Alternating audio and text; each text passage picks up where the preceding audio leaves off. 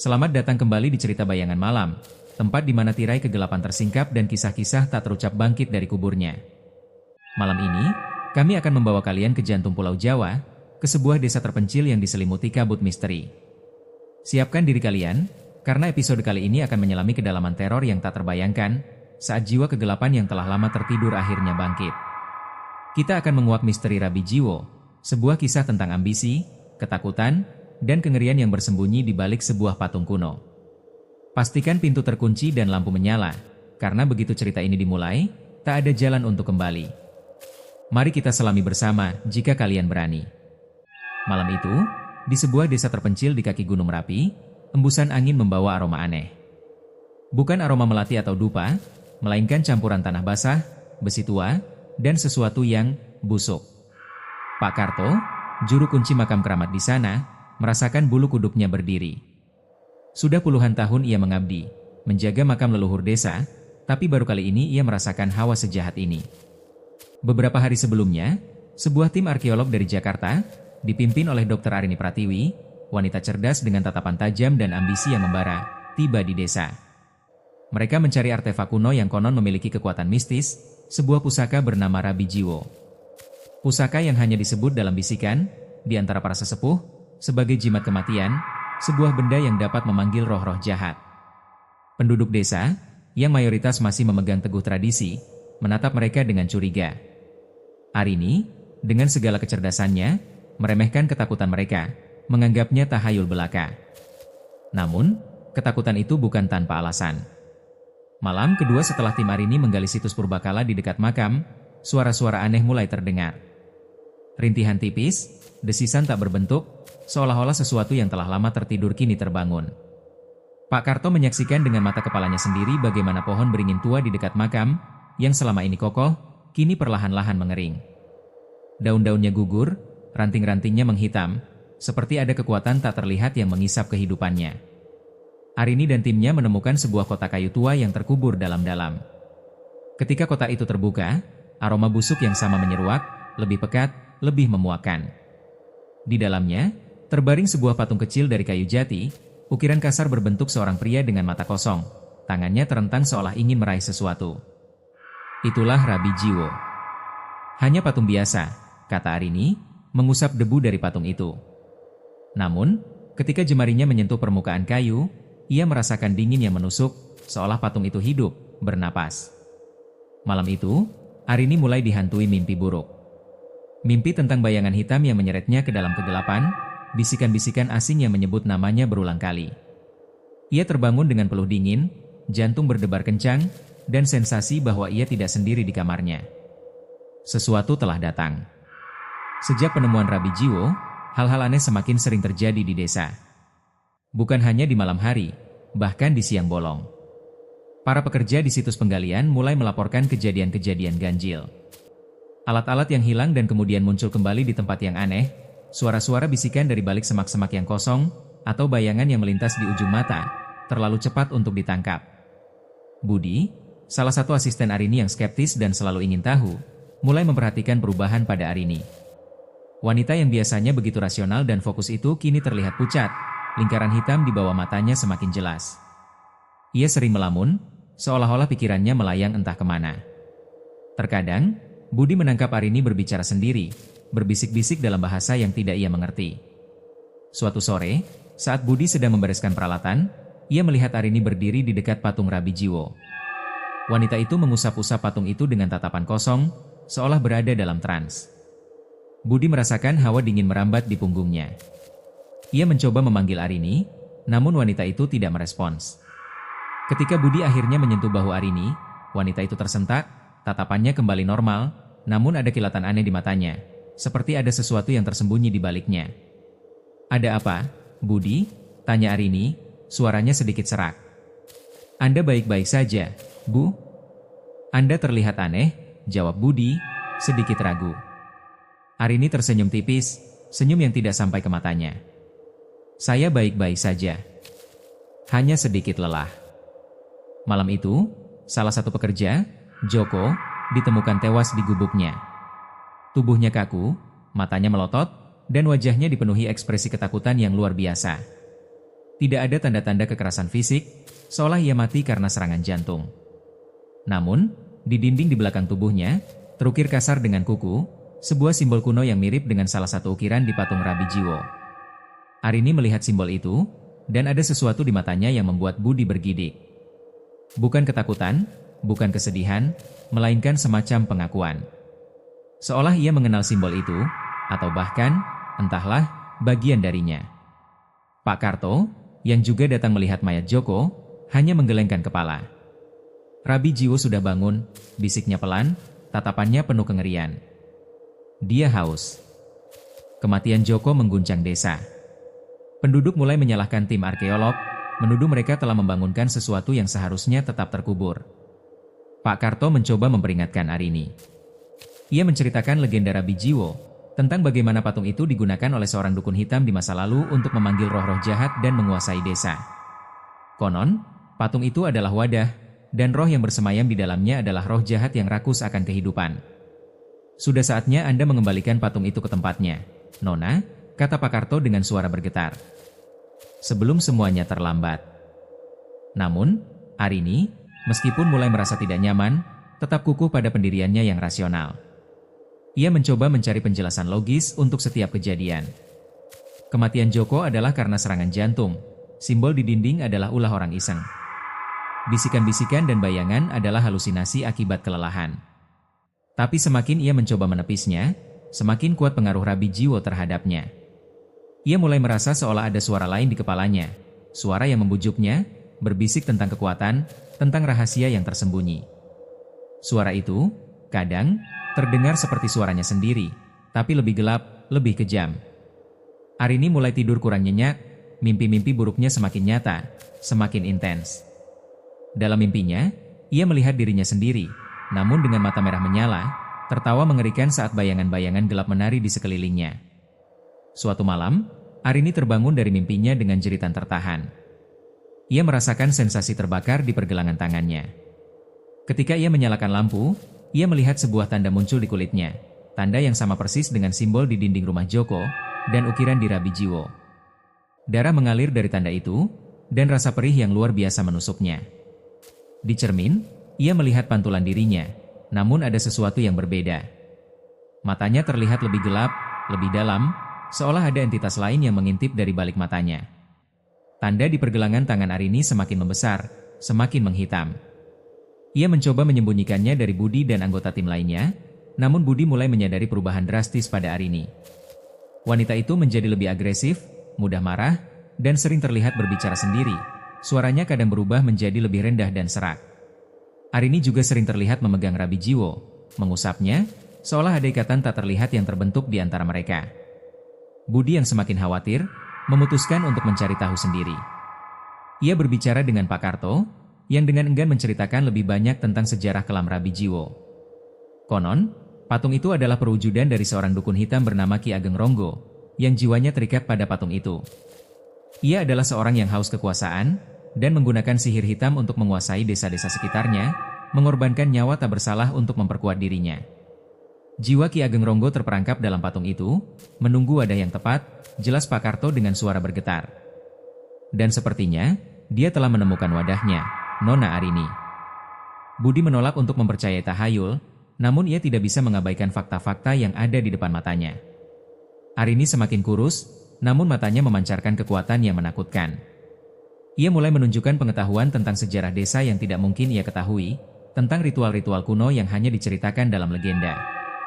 Suatu malam, Budi nekat memasuki tenda Arini. Ia menemukan Arini sedang duduk bersila di depan Rabi Jiwo, matanya terpejam, tubuhnya sedikit gemetar. Sebuah asap hitam tipis melayang-layang di sekitar patung dan perlahan-lahan masuk ke dalam hidung Arini. Budi ingin berteriak, namun suaranya tercekat di tenggorokan. Ketika Arini membuka matanya, mata itu bukan lagi mata Arini. Mata itu gelap, tanpa pupil, memancarkan kengerian yang membuat Budi mundur beberapa langkah. Akhirnya kau datang, anak muda, suara itu keluar dari mulut Arini, namun itu bukan suara Arini. Suara itu dalam, berat, seperti geraman dari dalam tanah. Aku sudah menunggumu. Ki Ageng Ronggo, melalui tubuh Arini, mulai menunjukkan kekuatannya. Tanaman di sekitar situs penggalian layu dan mati dalam semalam, hewan-hewan ternak di desa ditemukan mati dengan kondisi aneh, dan mimpi buruk yang menghantui penduduk ini semakin nyata. Para penduduk desa mulai ketakutan, mereka yakin Rabi Jiwo telah mengambil alih Arini sepenuhnya. Ki Ageng Ronggo, dengan wujud Arini, memerintahkan para pekerja untuk menggali lebih dalam di situs Purbakala, seolah ia tahu persis di mana harus mencari. Ia berbicara dalam bahasa kuno yang hanya dimengerti oleh Pak Karto, memerintahkan untuk menemukan artefak-artefak lain yang konon akan memperkuat kekuatannya. Pak Karto, yang menyadari bahaya yang akan datang, mencoba mengumpulkan beberapa sesepuh desa untuk melakukan ritual penolak bala. Namun, Ki Ageng Ronggo, melalui Arini, mengetahui rencana mereka.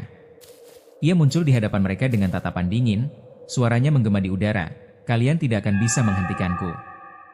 Aku akan bangkit, dan dunia ini akan tahu siapa rajanya." Salah satu sesepuh, yang mencoba melawan, tiba-tiba jatuh tersungkur, tubuhnya kejang-kejang, dan dari mulutnya keluar darah hitam.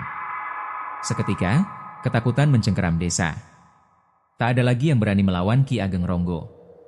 Ki Ageng Ronggo kini mulai mempersiapkan ritual besar. Ia memerintahkan Budi, yang kini berada di bawah pengaruhnya, untuk membawa seorang anak kecil dari desa. Budi, dengan tatapan kosong, menuruti perintah itu. Pak Karto yang melihat kejadian itu, menyadari bahwa Ki Ageng Ronggo akan melakukan pengorbanan untuk mendapatkan kekuatan penuh. Ia tahu, jika ritual itu berhasil, maka tidak ada lagi yang bisa menghentikannya. Budi, meskipun berada di bawah pengaruh Ki Ageng Ronggo, masih memiliki sedikit kesadaran yang tersisa. Ia melawan, mencoba melepaskan diri dari cengkeraman entitas jahat itu. Dalam benaknya, ia melihat wajah Arini, wajah wanita yang ia kagumi, kini tertutup oleh topeng kegelapan. Ia tahu, ia harus melakukan sesuatu. Secara diam-diam, Budi menghubungi seorang kenalan lama, seorang sarjana muda bernama Raka yang memiliki ketertarikan pada ilmu mistik dan sejarah Jawa kuno. Raka, yang mendengar cerita Budi, awalnya skeptis, namun suara panik Budi dan deskripsi tentang kejadian aneh di desa membuatnya penasaran. Ia memutuskan untuk datang ke desa itu. Sesampainya di sana, Raka langsung merasakan aura negatif yang kuat. Ia bertemu dengan Pak Karto, yang menceritakan semuanya. Bersama Pak Karto, Raka menyadari bahwa Ki Ageng Ronggo, melalui Arini, akan melakukan ritual pangruatan jiwo, sebuah ritual pengorbanan jiwa untuk mencapai keabadian dan kekuatan mutlak. Korban pertama adalah anak kecil, dan jika berhasil, akan ada lebih banyak lagi. Raka, dengan pengetahuannya tentang naskah-naskah kuno, menemukan bahwa Rabi Jiwo memiliki titik lemah. Patung itu dapat dihancurkan, namun hanya dengan menggunakan benda pusaka lain, sebuah keris kuno bernama keris naga runting, yang konon memiliki kekuatan untuk memotong ikatan antara jiwa dan wadahnya. Masalahnya, keris itu hilang berabad-abad yang lalu. Mereka berdua, Pak Karto dan Raka, harus berpacu dengan waktu. Sementara Ki Ageng Ronggo sedang mempersiapkan ritualnya di sebuah gua tersembunyi, Raka dan Pak Karto mencari petunjuk tentang lokasi keris naga runting, yang mereka temukan tersembunyi di balik altar kuno di dalam makam leluhur desa, tempat yang selama ini dijaga oleh Pak Karto. Malam ritual tiba. Langit di atas desa menjadi gelap gulita, angin bertiup kencang membawa desau-desau aneh. Di dalam gua, Ki Ageng Ronggo, dengan wujud Arini yang kini benar-benar menyerupai sosok menyeramkan dengan mata merah menyala, sudah memulai ritual pangruatan jiwo. Anak kecil yang dibawa Budi terikat di sebuah altar batu, matanya penuh ketakutan. Budi, yang berhasil sedikit demi sedikit melepaskan diri dari pengaruh Ki Ageng Ronggo, meskipun tubuhnya masih gemetar hebat, berusaha melakukan perlawanan. Ia mencoba menyerang Arini, namun ia terlalu lemah. Ki Ageng Ronggo, dengan kekuatannya, dengan mudah melemparkan Budi ke dinding gua. Tepat pada saat Ki Ageng Ronggo akan mengakhiri ritual, Pak Karto dan Raka tiba. Pak Karto memegang keris naga runting, kilatan cahaya biru terpancar dari bilahnya. Ki Ageng Ronggo terkejut, matanya membelalak melihat keris itu. Pertarungan pun dimulai. Ki Ageng Ronggo, menggunakan tubuh Arini, melemparkan mantra-mantra kegelapan. Batu-batu melayang, bayangan-bayangan muncul dari setiap sudut gua, mencoba menyerang mereka. Namun, Raka, dengan pengetahuannya, melindungi Pak Karto dengan mantra-mantra pelindung yang ia pelajari dari naskah kuno. Pak Karto, dengan keris naga runting di tangannya, menerjang maju. Ki Ageng Ronggo, yang merasa terdesak, mengeluarkan seluruh kekuatannya, mencoba menghancurkan keris itu. Sebuah medan energi hitam terbentuk di sekeliling Arini. Pak Karto mengayunkan kerisnya, menusuk medan energi itu, dan suara melengking memenuhi gua. Keris naga runting berhasil menembus medan energi, dan menusuk Rabi Jiwo yang dipegang oleh Arini. Seketika, Arini menjerit, bukan jeritan Arini, melainkan jeritan yang mengerikan, penuh kemarahan dan kesakitan yang tak terhingga. Tubuh Arini ambruk, dan dari patung Rabi Jiwo, asap hitam pekat mengepul, membentuk sesosok bayangan raksasa yang melayang-layang, berteriak, lalu perlahan-lahan menghilang, kembali ke alam kegelapan dari mana ia berasal. Patung Rabi Jiwo retak, hancur berkeping-keping. Ketika asap hitam menghilang, tubuh Arini tergeletak tak sadarkan diri. Anak kecil yang terikat di altar sudah lemas, namun masih bernapas. Budi merangkak menghampiri Arini, memeriksa denyut nadinya. Arini selamat, namun jiwanya terguncang, ingatannya akan kejadian-kejadian mengerikan itu mungkin akan menghantuinya selamanya. Beberapa minggu kemudian, desa perlahan-lahan pulih. Tanaman kembali hijau, hewan-hewan ternak kembali normal. Arini telah dibawa ke rumah sakit, ia masih koma, namun dokter mengatakan ia akan pulih. Budi, yang kini menjadi saksi bisu kengerian itu, duduk di samping ranjang Arini, berharap wanita itu akan terbangun dan kembali menjadi dirinya yang dulu. Pak Karto dan Raka membersihkan sisa-sisa ritual, mengubur pecahan Rabi Jiwo dalam-dalam di tanah yang diberkati, dan melakukan ritual pemurnian untuk mengusir sisa-sisa energi jahat. Mereka tahu, meskipun Ki Ageng Ronggo telah terusir, bekas lukanya akan tetap ada. Ingatan tentang kengerian itu, tentang bagaimana kegelapan bisa merasuki jiwa manusia, akan menjadi pengingat yang mengerikan. Raka memutuskan untuk menulis buku tentang pengalamannya, bukan untuk mencari sensasi, melainkan untuk memperingatkan orang lain tentang bahaya yang mungkin tersembunyi di balik mitos dan legenda. Sementara Pak Karto, dengan keris naga runting yang kini menjadi miliknya, melanjutkan tugasnya sebagai penjaga makam keramat, lebih waspada dari sebelumnya. Dan Arini, ketika ia akhirnya terbangun dari komanya, ia tidak mengingat apapun tentang kejadian mengerikan itu. Namun, di pergelangan tangannya, bekas luka berbentuk simbol kuno itu tetap ada, meskipun sudah memudar. Kadang-kadang, ia merasakan hawa dingin yang tak bisa dijelaskan, dan dalam tidurnya, ia mendengar bisikan-bisikan tipis, suara-suara yang mencoba menariknya kembali ke dalam kegelapan.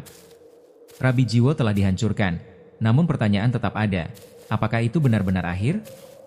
Atau apakah Ki Ageng Ronggo, roh jahat yang tak pernah mati, hanya menunggu saat yang tepat untuk kembali, untuk menemukan wadah baru, dan melanjutkan terornya di tanah Jawa? Aku, Stephen King, tidak akan pernah yakin. Dan mungkin, kalian juga tidak akan pernah. Tamat.